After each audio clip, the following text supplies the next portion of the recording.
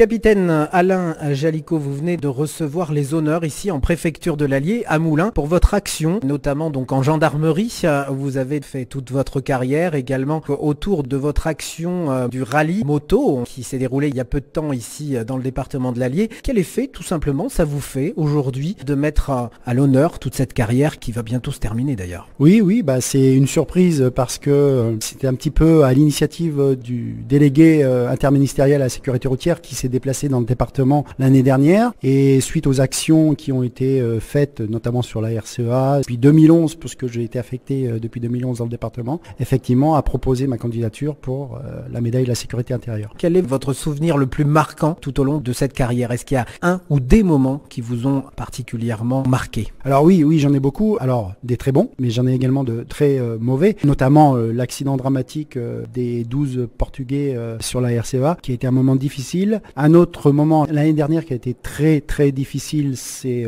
le décès du nourrisson sur la RCEA également, qui étaient des moments très difficiles. Après, à côté de ça, œuvrer pour la sécurité routière sur un département comme l'Allier, qui est mon département de naissance, puisque je suis vichysois d'origine, c'était un plaisir. Ça a été pas une vocation, mais ça a été un challenge que je m'étais dressé. Et puis, je suis content d'avoir un bilan plutôt favorable, parce qu'effectivement, on peut pas dire aujourd'hui, avec cet dramatique accident, que j'ai gagné, mais je suis quand même content d'avoir contribué à la baisse de l'accidentalité depuis 5 ans sur les routes de l'Allier. Alors on a vu aujourd'hui à vos côtés un jeune s'engager, être décoré effectivement comme vous aujourd'hui pour son implication dans ce métier de gendarme.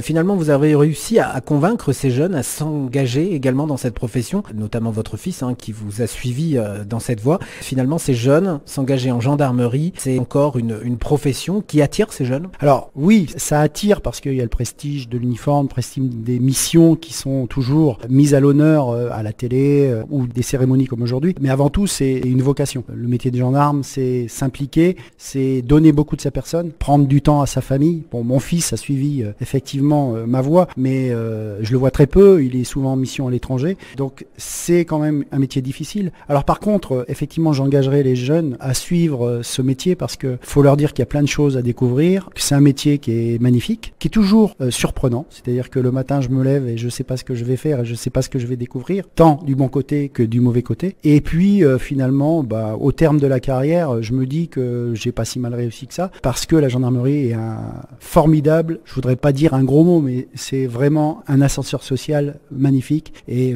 même si j'ai beaucoup donné, elle m'a beaucoup rendu. Vous allez être bientôt à la retraite, on reste gendarme à vie? Oui, on reste gendarme à vie, parce que en plus, sans vous dévoiler, je vais rester dans le milieu, sans pour autant, je vais changer un petit peu de costume, mais je vais rester dans le milieu, je vais pas laisser tomber la gendarmerie, parce que effectivement, j'ai donné 35 ans de ma vie à l'armée, à la gendarmerie, à la France aussi, parce que je pense avoir été peut-être un bon représentant de la France.